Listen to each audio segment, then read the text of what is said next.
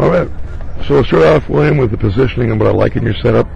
Club head is squared up behind the center of the ball at a 90-degree angle to the target, like that.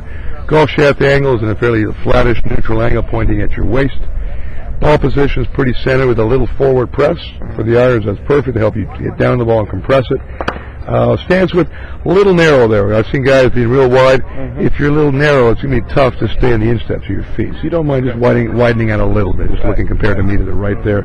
Grip, both hands working together pretty well, but what changed on occasion was your weight went from your heels to your toes. So if you always kind of tilt from your hips forward like I'm doing here and you've done, and then flexing your knees, it's much easier to raise up your chin on a regular basis and have consistent room or space and still visually see the ground in front of you.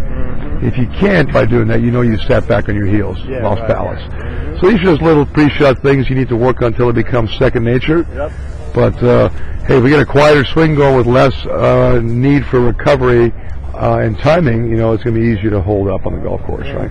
So that'll apply to pretty much every club in the golf bag, but obviously with drivers and 3-woods and things, club and ball shift forward, and your hands more neutral, and the weight more 50-50 or neutral as well, compared to these shorter clubs. So we're going to watch the club as it goes away from the ball. You can see going back from the ball, the club is going to go back, and you can see your kind of wrist kind of start the club a little early, so a little bit of an early set, which is fine, as long as the shoulders are engaged and turning.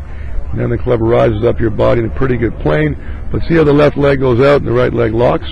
Typically happens when, you know, we go back with our arms or we're a little off balance to keep us from falling over, right? See my lower body stays flexed and tighter? There's not much movement there because I'm just winding over top of it, right? So where the timing is really crucial on your part, and you do a good job of it, is on the way down, because everything on the top looks pretty solid up there. Club can come a little over the top on occasion, and even if it drops down, you still got to reflex your right knee, clear your left hip, and drive the arms down and through, which you did there. But you got to do it all the time, or things can flare on you on occasion. So we get that lower body to be stable. You just got to push on through and clear, and not have to worry about maneuvering it. The simpler would be better always. Okay.